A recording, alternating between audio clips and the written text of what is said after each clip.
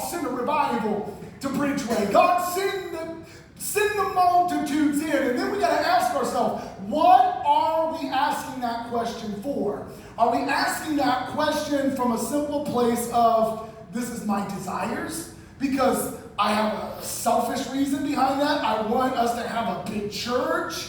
Or are we saying this because I want to see lives changed? Amen. Are we saying that? So this is where we have to evaluate ourselves. What is the motive? What are the motives of our heart that Paul is trying to bring out? We have completely abandoned even the cost or the work that it takes to become followers of Christ. You know, now we hear people say that being a Christian is easy. Listen, there's a cost to this. Right. There's a price that you have to pay. Someone needs to tell Paul that it's easy to be a Christian. Somebody needs to explain this to Paul why he's being persecuted everywhere he goes. And listen, today in this Western civilization, we're not being flogged in the streets. We're not being stoned. But we are being persecuted. People are calling you names, saying things in that line. People are coming against you. But what we see across outside of America, we are seeing persecution happening in the churches. And so we have to understand this, that there is a cost, or there is work that takes us to be followers of Christ. Look what Jesus said in Matthew 16, verse 24 and 26. I know it's kind of hard to read. I looked at it after I did it. I was like, wow, that red is hard to read. So just trust that I'm reading the word. Matthew 16, 24. Then Jesus said to his disciples, if any of you wants to be my follower, look what Jesus says. You must turn from your selfish ways, take up your cross, and follow me. If you try to hang on to your life, look what Jesus says. You're going to lose it. But if you give up your life for my sake, you're going to save it. And what do you benefit if you gain the whole world but lose your own soul? Look how Jesus concludes. Is anything worth more than your soul? The answer is simply nothing is worth it. There's nothing in this world that can be offered to you and I that is worth more than this. The motives of our heart have turned into this. Make it easy as possible, Jesus, for me to serve you.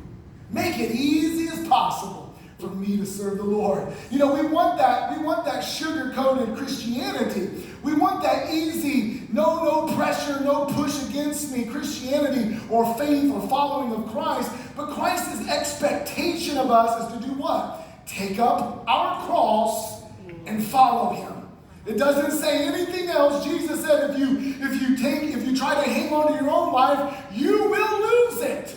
So we are not meant to hold on to this life or whatever we want to portray it to be, to keep and maintain it. But as Christ said, turn from your selfish ways.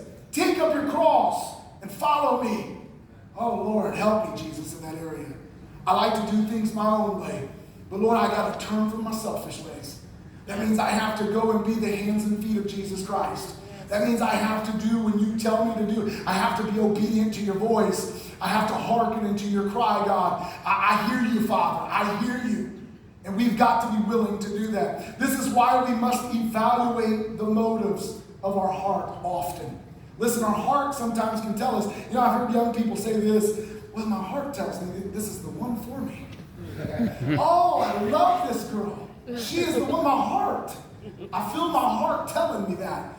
Only to find out 3 months later, you're not even talking to this person. But back then, your heart was saying, this is the one. This is the love of your life. Sometimes our heart can get us into problems or can get us into trouble. But we got to lean not, as Solomon said, lean not on your own understanding, but lean on him. Mm-hmm. And sometimes he's going to lead you down paths. It's like, all right, God, I'll go there if that's your will for me. Let's read on. Verses 17 and 20 in 1 Thessalonians chapter 2. Paul says, dear brothers and sisters, after we were separated from you for a little while, though our hearts never left you, we tried very hard to come back because of our intense longing to see you again. And such verb, just stop for a second, such wording right there that Paul is writing to a church.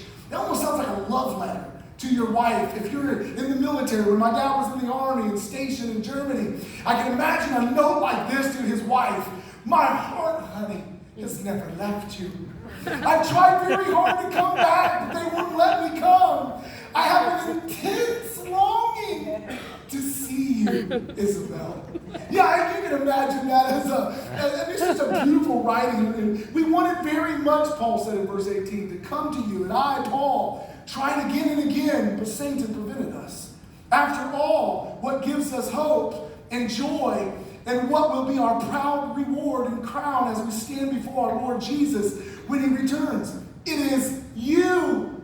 It is you that is my pride and joy. Yes, you are my pride and joy.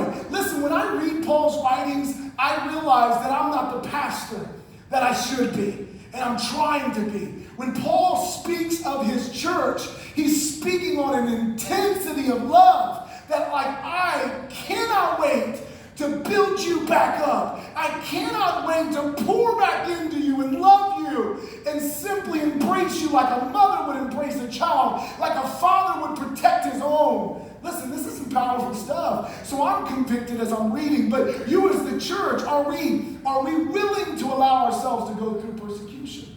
What will be your joy? Let me ask you this question. What will be your joy when Christ returns? Will it be what you accumulated on this earth? Will it be all the fame, the wealth, all the rewards that you can get from this earth? How many people are coming to your church? Is that what your joy is going to be when Christ returns? Well, hey, we started with 24 people, now we're running 150. That's my reward to you, Jesus. No, that shouldn't be. That shouldn't be my joy. How many cars that you actually own? Or Jesus being one of the greatest car salesmen around here. I'm throwing some love at you. If you need to buy a car, go to Stoops, Buick, GMC, and find Jesus. But no, Jesus can easily say, well, here's the joy when Christ returns. I can tell Christ how many cars I sold this last month. I can tell God how good I was at being the top salesman month in and month out. Listen, that's not the joy that we will have when Christ returns. Maybe some of us, how big our house is on this physical earth, how big of a house, all this wealth that I have. It should be that what Christ or Paul describes, it is you. Mm-hmm. You. Listen, it does something to a preacher. Let me just be real with you. If you've ever preached the gospel or you've ever went to somebody and invited them and asked them the question, do you know Jesus Christ as your Savior? One of the greatest feelings as a pastor ever has when you're preaching the gospel and you preached your tail off and you are just exhausted and you give the altar call and a person comes up and surrenders their life to Jesus. And it should just be one. Right. But what it does to a pastor will break me down to think, my God, this is the reward of why I'm doing what I'm doing. When I see lives be transformed right before my very own eye, this is a reward that I enjoy so much. That will be your crown, or let me say your reward that you will receive from Jesus. Alongside, we will receive the crown of life, crown of righteousness, crown of glory, crown of rejoicing, and the incorruptible crown. So let's look at those. Crown of life. Here's one that we'll receive. A crown of life is awarded to those who endure trials and temptations, persevere in faith, and remain steadfast even unto death. If you want to look these up, you can find these in 1 John 2 and 25, Revelations 2 and 10. This is a crown that I want to be cast at my feet, or given to me. I want Christ to cast the crown of life towards me because I persevered in faith. I want him to give me the crown of life because I remained steadfast even until I took my last dying breath. And then there's the crown of righteousness. The crown of righteousness, this is for those who love Christ's appearing and live righteously, eagerly anticipating his return. You can find this in 2 Timothy 4:8. And then we find the crown of glory. I want Christ to say, here is the crown of life, Nathan. Here is the crown of righteousness. And then I want Christ to present to me the crown of glory. This is given to faithful shepherds or elders who diligently serve God's church. Listen, I want God to give me the crown of glory. To know that, Nathan, you did a good job. Good job, thou art a good and faithful servant. Well done, I believe is how it's worded in King James. Well done, thou good and faithful servant. Here is the crown of glory. Then there's the crown of rejoicing, or we call this soul winner's crown. This is awarded to those who lead others to Christ. We just talked about this in 1 Thessalonians 2:19. I want God, Christ, to hand me the crown of rejoicing, or the soul winner's crown, to know that I did everything I could to win the loss. That I opened up, I shared the good news of the gospel of Jesus Christ wherever I went. God, I want you to cast that crown of rejoicing towards me. Then the incorruptible crown, or some would call the imperishable crown. This is the crown for those who live a life of purity and self-control, winning the race of life. We can find this in 1 Corinthians 9:24 and 25. And so really, my message to you today is, what are the motives of our heart? What are we doing? What are we living this earth for? Just so we can survive another day? Or are we living this life to be pleasing to God? Or are we wanting to please man? Now, this is supposed to be a happy message for everybody to go, yay, yay, let's get behind it. But listen, we have to evaluate our motives. Right. Some of us have some bad motives, and we don't want to admit it. But we've got to ask ourselves, what are the motives of our heart? Our motives should have little to do with my desires. Listen, you know what my desire is? And this is a legitimate desire. My desire is that Isaiah and Allie have a blessed life. That Sienna grows up to be a mighty woman of God. And my other desire is that Trinity and Anthony will continue to grow in their faith, and that Bryson will one day become who God has called him to be. My desire is that everyone in this church, that you will begin to grow.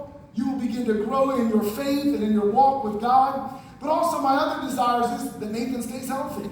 I don't blow any more ligaments or tear any more tendons. Right. You know, I'm known to do this. And if you don't know me, you do now. I blew an ACL out, blew my MCL out, shredded my meniscus twice, tore my Achilles tendon, and then here most recently, I have a slight tear in my shoulder, that ligament from the shoulder. Yeah, the blood, that's right. But you know, my desire is that Nathan never gets injured again. Right. That's my desire. But everything we do, but everything to do with his desire should be our focus point.